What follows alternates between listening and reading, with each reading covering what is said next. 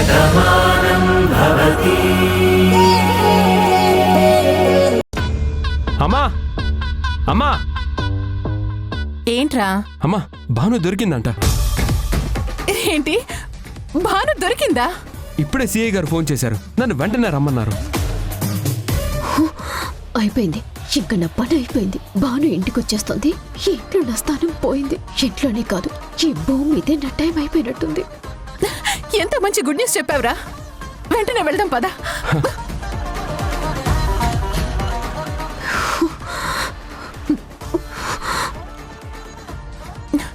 కార్తీరా.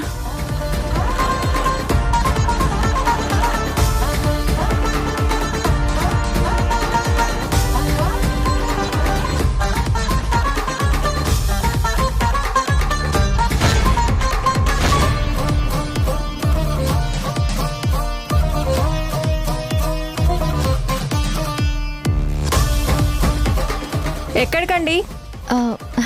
దాహంగా ఉంది, మంచినీళ్ళు కావాలి. అదిగో పక్కన కుండ ఉంది, తాగి తొందరగా రా.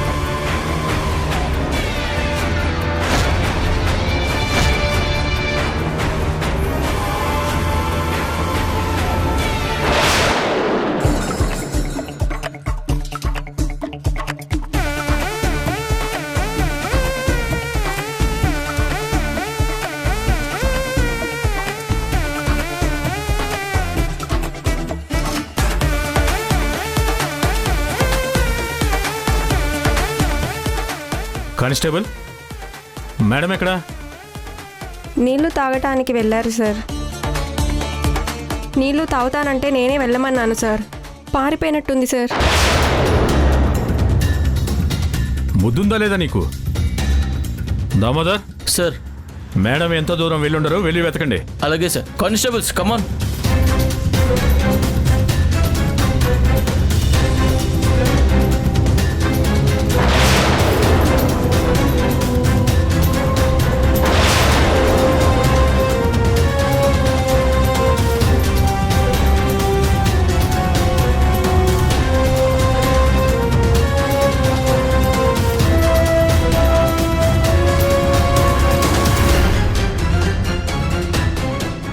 తను తప్పించుకుని తిరుగుతుందని వాళ్ళు చెప్పారు కదా. తనని జాగ్రత్తగా చూసుకోమని నీకు చెప్పాను కదా. ఒక ఫోన్ కాల్ మాట్లాడి వచ్చేంత వరకు మనిషిని జాగ్రత్తగా చూసుకోలేకపోయావా? అస్సలు నిన్ను.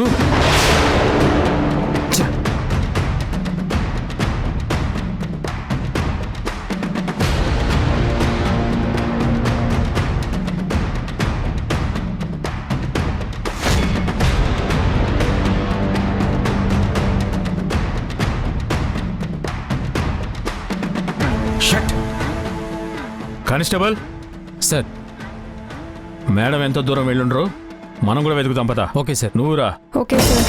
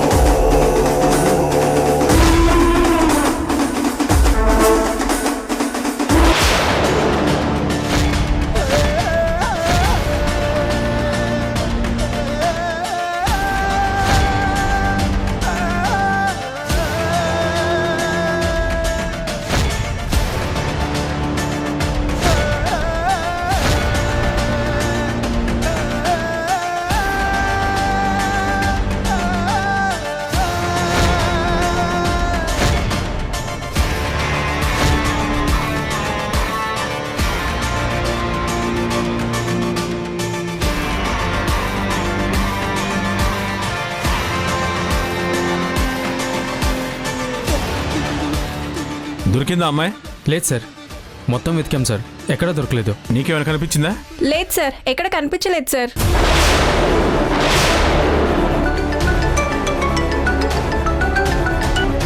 Hello, is it?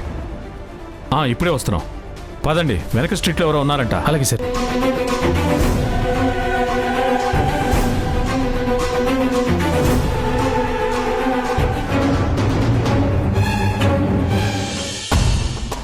ఏంటి మురారి, ఇన్ని రోజులు నువ్వు దేని గురించైతే ఎదురు చూసావో అది ఇప్పుడు జరుగుతుంది కదా. రాధ నీ జీవితంలోకి రావడానికి ఒప్పుకుంది. నువ్వు మనసారా కోరుకున్న మనిషి తను ఎలాంటి పరిస్థితుల్లో ఉన్నా తనని పెళ్లి చేసుకోవాలని నువ్వు నిర్ణయించుకున్నావు. తనకి మంచి జీవితం ఇవ్వాలనుకుంటున్నావు. మరి అదే జరుగుతున్నప్పుడు ఇంకా ఎందుకు బాధపడుతున్నావు? బాధపడకుండా ఎలా ఉండమంటావు భార్గవి? రాధా నేను ప్రేమించుకున్నప్పుడు మా పెళ్లి ఎప్పుడు జరుగుతుందా, మా జీవితం కొత్త బంధంలోకి ఎప్పుడు అడుగు పెడుతుందా అని అనుక్షణం ఎదురుచూసేవాణ్ణి. నన్ను ఎంతగానో ఇష్టపడే నా రాధా అర్ధాంతరంగా నన్ను ఎందుకు వదిలేసి వెళ్ళిపోయిందో అని ఈ 6 నెలలు నాలో నేనే ఎంతో కుమిలిపోయాను. తిరిగి రాధా మళ్ళీ నా కంటికి కనిపించేసరికి నా ప్రేమ బ్రతికింది అని, నా భవిష్యత్తు బావుంటుందని ఎన్నో ఊహించుకున్నాను. కానీ కళ్ళు తెరిచిన రాధా గతాన్ని మర్చిపోయింది. తనిప్పుడు తల్లి కాబోతుందన్న నిజం కూడా తెలిసింది. ఎంత ప్రయత్నిస్తున్నా తన గతమేంటో తనకి గుర్తు రావడం లేదు. ఇప్పుడు కూడా రాధా మా అందరి ప్రేమను దృష్టిలో పెట్టుకుని ఈ పెళ్లి కొప్పుకుంది. కానీ తన గతం గుర్తు రావాలి అంటే తను డెలివరీ అయ్యే వరకు జరగని పని అని డాక్టర్లు చెప్పేశారు. అంతవరకు రాధ దగ్గర నేను ఏ నిజమూ చెప్పలేను.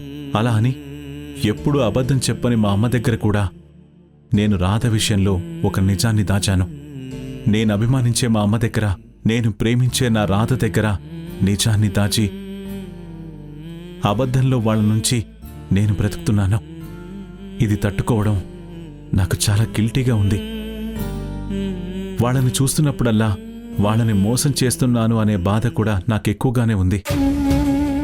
కానీ ఏం చెయ్యాలో ఎలా చెప్పాలో తెలియని పరిస్థితుల్లో నేను మౌనంగా ఉండిపోయాను. ఇప్పుడు చెప్పు, రాధా పెళ్లి కొప్పుకున్నందుకు ఆనందించమంటావా? ఇలాంటి పరిస్థితుల్లో జరుగుతున్నందుకు బాధపడమంటావా? ఒక స్నేహితురాలిగా నువ్వే నాకు సలహా చెప్పు. చూడు మురారి, ఏ ప్రేమికుడు చేయని ఒక గొప్ప త్యాగం నువ్వు చేస్తున్నావు.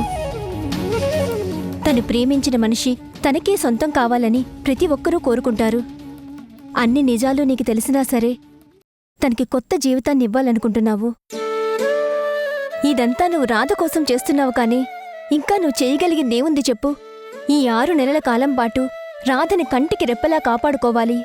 తన జీవితంలో ఏం జరిగిందో తెలియాలి అంటే రాధకి గతం గుర్తు రావాలి. అందుకు తగ్గట్టుగానే తను మానసికంగా ధైర్యంగా ఉండేలా నువ్వే మార్చాలి. ఎలాంటి సిచ్యుయేషన్ ఎదురైనా తట్టుకునేలాగా ప్రిపేర్ చేయాలి. ఇదంతా నీ చేతుల్లోనే ఉంది. ఏది ఏమైనా జరిగేది జరగక మానదు కదా. జరిగిపోయిన దానిని ఎవ్వరూ వెనక్కి తీసుకురాలేము. నువ్వు కూడా ఇలా బాధపడుతూ ఉంటే రాధ పరిస్థితి ఏంటో చెప్పు. మీ పెళ్లి జరిగేలోపు ఒక మంచి టైం చూసుకొని రాధను బాగా ప్రిపేర్ చేసి తను తల్లి కాబోతుందన్న నిజం చెప్పు. ఎందుకంటే ఎవరి దగ్గరైనా నిజాన్ని దాచగలం గాని తల్లి కాబోతున్న తన దగ్గర ఈ నిజాన్ని దాచలేము. ప్రెగ్నెంట్ లేడీలో చాలా మార్పులొస్తాయి. ఆ మార్పు రాధ గమనించేలోపే ఈ నిజాన్ని తనకి తెలియచేయడం చాలా అవసరం. ఒకసారి నువ్వు కూడా ఆలోచించు.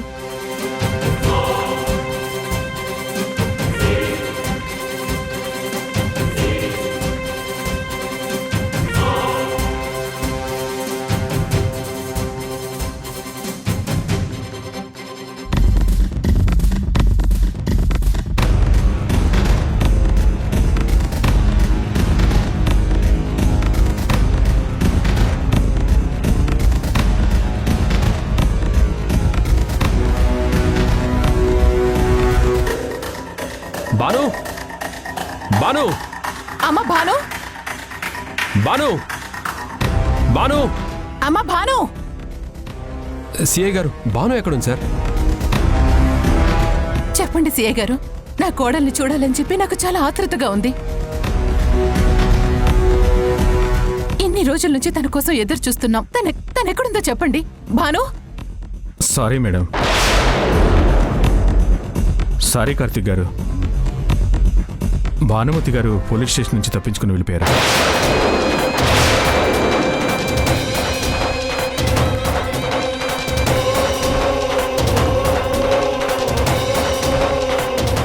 ఏం మాట్లాడుతున్నారు సిఐ గారు? తను తప్పించుకొని వెళ్ళిపోవడం ఏంటి? అవును మేడం, తనని తీసుకొచ్చినప్పుడే మాతో చాలా ఆర్గ్యూ చేశారు. అసలు నన్ను ఏ కేసు కింద అరెస్ట్ చేస్తున్నారని చెప్పి చాలా లా పాయింట్లు అడిగారు. ఎలాగో కూల్చేసి అన్ని విషయాలు చెప్తామని చెప్పి తీసుకొచ్చి స్టేషన్లో కూర్చోపెట్టి మీకు ఇన్ఫార్మ్ చేశాం. కానీ ఇంతలోనే ఇలా జరుగుతుందని మేము అనుకోలేదు మేడం. ఏంటి సార్ మీరు అనేది? పోలీస్ స్టేషన్ నుంచి పారిపోవడం ఏంటి? సార్ మీతో ఫోన్ మాట్లాడుతున్నప్పుడు మంచినీళ్ళు తాగుతా అన్నారు సార్. అక్కడ పక్కనే ఉన్నాయి, తాగమని అన్నాము సార్. మంచినీళ్ళు తాగడానికి వెళ్ళినట్టు వెళ్ళి అటునుంచి అటే పారిపోయింది సార్. ఇలా జరుగుతుందని ఊహించలేదు సార్. కేసు మీద తీసుకొచ్చిన మనిషినైతే మేము సెల్లో పెడతాం సార్. కానీ మేడం చాలా పెద్దంటి మనిషి. మీరు తన గురించి చెప్పారు కాబట్టి గౌరవంగానే తీసుకొచ్చి ఇక్కడ కూర్చోబెట్టాం. కానీ ఇలా జరుగుతుందని మేము ఎవరూ ఊహించలేకపోయాం. ఇలా చేశారండి సిఐ గారు. తనని పట్టుకోలేకే కదా మీ సాయం కోరాము.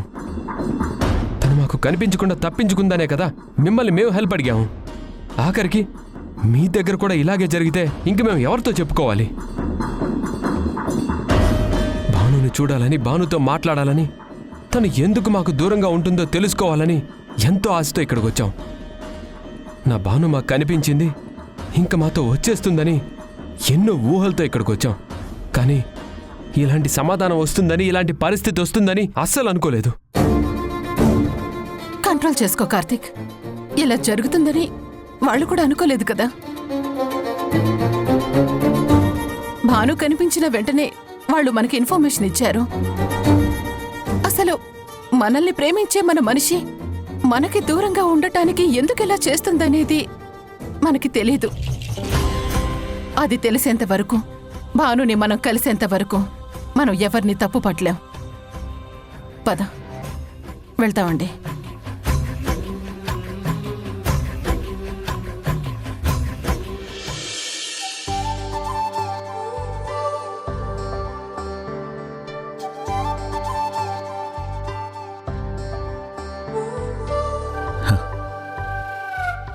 అదేంటమ్మా మాటి మాటికి ఆ గది వైపు చూస్తున్నావు? చెప్తాను కిట్టయ్యా, కాసేపు ఆగు, నువ్వు చూస్తావుగా. ఏంటత్తయ్యా తలుపేసున్న గది వైపు చూస్తూ ఏం ఆలోచిస్తున్నారు? ఎందుకు మీరిద్దరూ టెన్షన్ పడుతున్నారు? ఏం జరుగుతుందో మీరే చూడండి. ఆ విషయం ముందే చెప్తే చూశాక ఆనందం ఏముంటుంది? అందుకే చూసే వరకు ఓపిక పట్టండి. అది రాధ గదే కదమ్మా. తను గదిలో ఉందా? రాధకేమైనా ఇబ్బందిగా ఉందా? కిట్టయ్యా, నీ ప్రాణానికి ఇబ్బందుంటే నా ప్రాణమైన నువ్వు బాధపడతావని నాకు తెలీదా? అప్పుడు నేను చూస్తూ ఇలా ఎందుకుంటాను?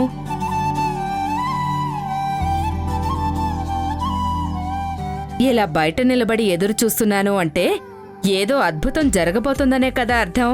అది చూస్తే వచ్చే ఆనందం చెప్తే ఉండదు. అందుకే ఎదురు చూడమంటున్నాను. కాసేపు ఓపిక పట్టు.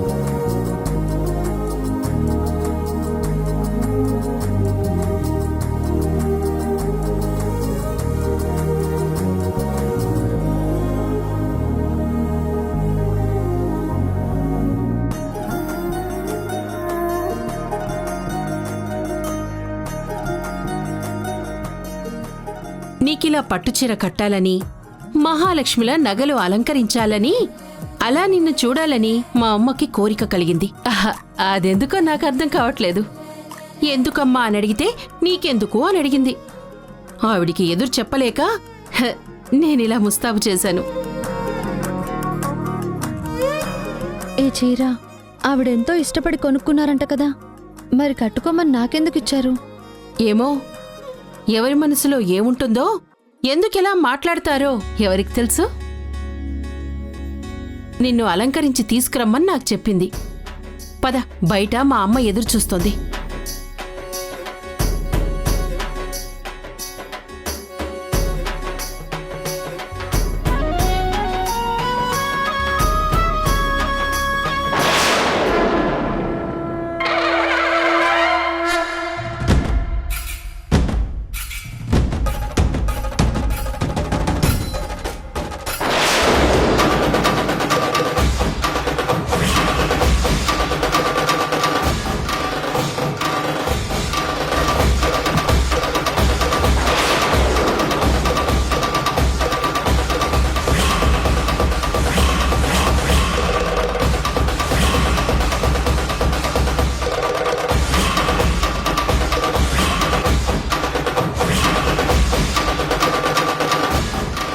ఇదేంటి, అద్దంలో దాన్నదే అంతలా చూసుకుంటుంది?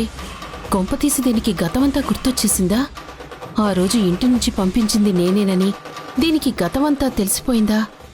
ఇప్పుడు నా భవిష్యత్ ఏంటి?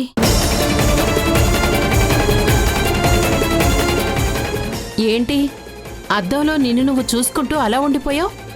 ఇంతకు ముందు ఎప్పుడైనా నేను ఇలా చీర కట్టుకుని నగలు పెట్టుకుని అలంకరించుకున్నానా?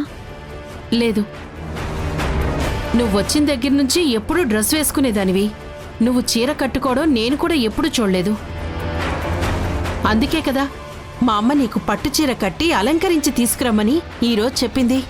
లేదు, ఇంతకు ముందు కూడా నేనెప్పుడూ ఇలాగే అలంకరించుకున్నట్టుగా అనిపిస్తోంది. అదేంటో నాకు కూడా తెలియడం లేదు. అందుకే మిమ్మల్ని అడుగుతున్నాను. బాగా గుర్తు తెచ్చుకోండి. ఖచ్చితంగా నేను చీర కట్టుకుని నగలు అవి పెట్టుకుని అలంకరించుకున్నాను. అది ఎప్పుడో ఎలాగో దయచేసి చెప్పండి. చూడరాదా, గతాన్ని మర్చిపోయింది నువ్వు, నేను కాదు.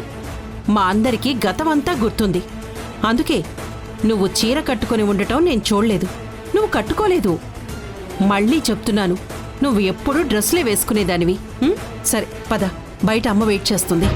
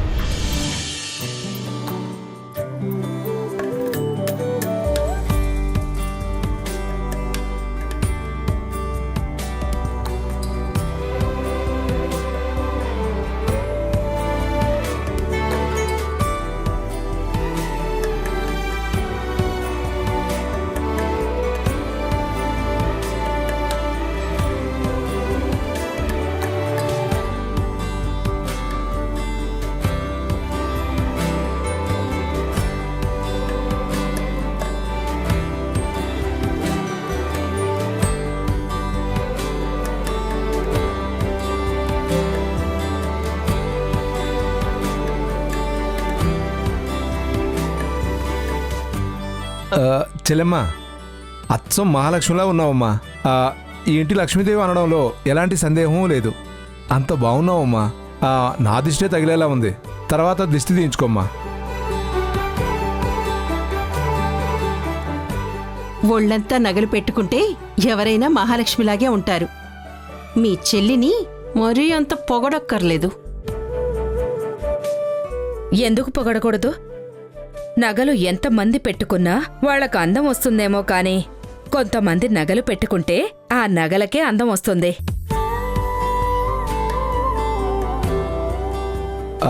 రాధ పట్టుచీర కట్టుకుని ఒళ్ళంతా నగలు పెట్టుకుని అలంకరించుకుంటే రాధకే కాదు ఆ వస్తువులకే అందం వచ్చింది. అందుకే తను మహాలక్ష్మిలా కనిపిస్తుంది.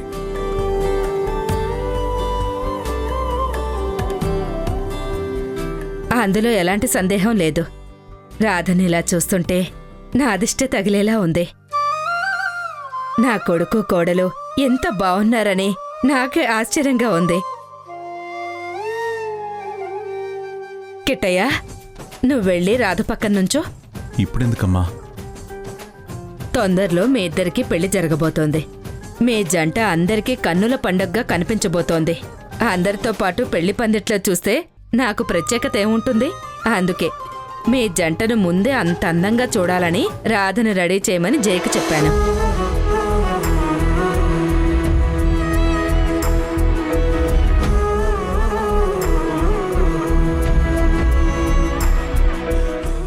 మావయ్య మాటల్లోని వదిన కనిపించిందని స్పష్టంగా తెలుస్తోంది కదా, దాన్ని ఊహని ఎలా కొట్టిపారేస్తాం? సరే, అన్నయ్య మాట నిజమో లేదా మన మాట నిజమో అనేది ఇప్పుడే తెలిసిపోతుంది. ఎలా అమ్మా? హాస్పిటల్ మొత్తం సీసీ కెమెరాలు ఉన్నాయి కదా, ఆ ఫుటేజ్ చెక్ చేద్దాం. నిజంగా భాను హాస్పిటల్కి వచ్చుంటే ఆ కెమెరాలలో రికార్డ్ అవుతుంది కదా, తప్పకుండా మనకి కనిపిస్తుంది.